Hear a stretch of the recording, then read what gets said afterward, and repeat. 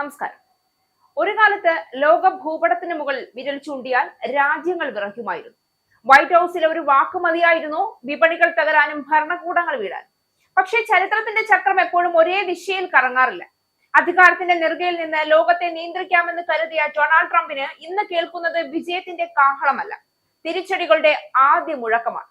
ഇറാനെ മുട്ടുകുത്തിക്കാമെന്ന ആത്മവിശ്വാസത്തോടെയാണ് അമേരിക്ക പുതിയ സംഘർഷ പാതയിലേക്ക് കടന്നത്.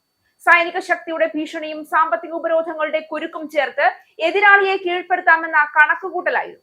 എന്നാൽ യുദ്ധഭൂമിയിൽ പൊട്ടിത്തെറിച്ച മിസൈലുകളെക്കാൾ ശക്തമായി ഇപ്പോൾ പൊട്ടിത്തെറിക്കുന്നത് രാഷ്ട്രീയ യാഥാർത്ഥ്യങ്ങളാണ്. അമേരിക്കൻ കോൺഗ്രസിൽ തന്നെ ട്രംപിന്റെ ഇറാൻ നയത്തിനെതിരെ പ്രതിഷേധത്തിന്റെ ശബ്ദം ഉയർന്നു കഴിഞ്ഞു. അദ്ദേഹത്തിന്റെ സ്വന്തം പാർട്ടിയിലെ ചിലർ പോലും പിന്തുണ പിൻവലിക്കുന്ന അവസ്ഥയിലേക്കാണ് കാര്യങ്ങൾ നീങ്ങുന്നത്. ഇറാനെതിരെ കൂടുതൽ സൈനിക നടപടികളിലേക്ക് കടക്കുന്നതിൽ നിന്ന് പ്രസിഡന്റ് ഡൊണാൾഡ് ട്രംപിനെ വിലക്കുന്നതിനുള്ള സുപ്രധാന പ്രമേയം US ജനപ്രതിനിധി സഭ പാസാക്കി. ഡെമോക്രാറ്റുകൾക്ക് പുറമെ ഭരണകക്ഷിയായ റിപ്പബ്ലിക്കൻ പാർട്ടിയിലെ 4 അംഗങ്ങൾ കൂടി പിന്തുണച്ചതോടെയാണ് പ്രതിപക്ഷ നീക്കം വിജയിച്ചത്. 208-നെതിരെ 215 വോട്ടുകൾക്കാണ് പ്രമേയം സഭ കടന്നത്. കഴിഞ്ഞ ഫെബ്രുവരിയിൽ ആരംഭിച്ച ഇറാൻ യുദ്ധത്തോടുള്ള പരസ്യമായ വിയോജിപ്പാണ് വോട്ടെടുപ്പിലൂടെ പ്രകടമായത്. കോൺഗ്രസിന്റെ മുൻകൂർ അനുമതിയില്ലാതെ ട്രംപ് യുദ്ധാധികാരങ്ങൾ ഉപയോഗിക്കുന്നതിനെതിരെ ജനപ്രതിനിധി സഭ നടത്തുന്ന 4ാമത്തെ ശ്രമമാണിത്. ജനപ്രതിനിധി സഭ പാസാക്കിയെങ്കിലും റിപ്പബ്ലിക്കൻ പാർട്ടിക്ക് ഭൂരിപക്ഷമുള്ള US സെനറ്റ് കൂടി പ്രമേയം അംഗീകരിക്കേണ്ടതുണ്ട്. സെനറ്റ് പാസാക്കിയാൽ പോലും ട്രംപിന്റെ സൈനിക നീക്കങ്ങളെ ഇത് പൂർണ്ണമായി തടയുമെന്ന് ഉറപ്പില്ല. കാരണം പ്രമേയത്തിനെതിരെ പ്രസിഡന്റിന് വീറ്റോ അധികാരം ഉപയോഗിക്കാൻ കഴിയും. അത് മറികടക്കാൻ ഇരു സഭകളിലും 3-2 ഭൂരിപക്ഷം ആവശ്യമാണ്. കഴിഞ്ഞ മെയ് മാസത്തിൽ സമാനമായ പ്രമേയം സെനറ്റ് പരിഗണിച്ചിരുന്നുവെങ്കിലും വോട്ടെടുപ്പിലേക്ക് എത്തിയിരുന്നില്ല. റിപ്പബ്ലിക്കൻ പ്രതിനിധികളായ Thomas Massie, Brian Fitzpatrick, Tom Barrett, Warren Davidson എന്നിവരാണ് ഡെമോക്രാറ്റുകൾക്കൊപ്പം ചേർന്ന് പ്രമേയത്തെ അനുകൂലിച്ചത്.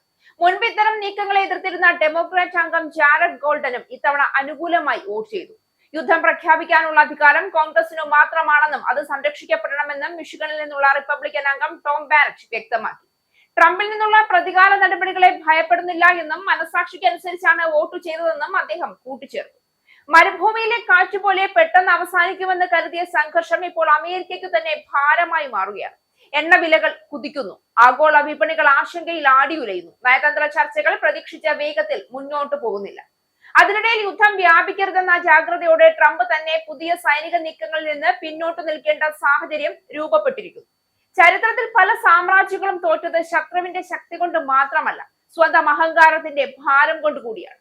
ട്രംപിന്റെ ഇറാൻ നയവും ഇന്ന് അതേ ചോദ്യത്തിന് മുന്നിൽ നിൽക്കുകയാണ്.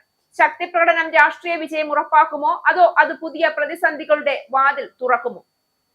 ലോകം ഉറ്റുനോക്കുന്നത് അതാണ്. ഇപ്പോൾ കാണുന്നത് ഒരു യുദ്ധത്തിന്റെ കഥ മാത്രമല്ല, അധികാരത്തിന്റെ പരമോന്നത സ്ഥാനത്ത് നിന്ന് ലോകത്തെ തന്റെ ഇഷ്ടത്തിനനുസരിച്ച് ചലിപ്പിക്കാമെന്ന് വിശ്വസിച്ച ഒരു നേതാവിന്റെ കണക്കുകൂട്ടലുകൾ യാഥാർത്ഥ്യത്തിന്റെ മതിലിൽ തട്ടി തകരുന്ന നിമിഷങ്ങളാണ്. വിജയത്തിന്റെ കൊടുമുടിയിലാണെന്ന് കരുതിയ ട്രംപിന് തിരിച്ചടിയുടെ ആദ്യ കല്ലുകൾ വഴിയിൽ വീണു തുടങ്ങിയെന്ന സൂചനകൾ കൂടുതൽ വ്യക്തമായി തെളിഞ്ഞു വരുന്നു എന്നതാണ് യാഥാർത്ഥ്യം. 5th Anand TV film awards June 13 Apollo മാഞ്ചസ്റ്ററിൽ. For more details and tickets, call 020-8548-4897.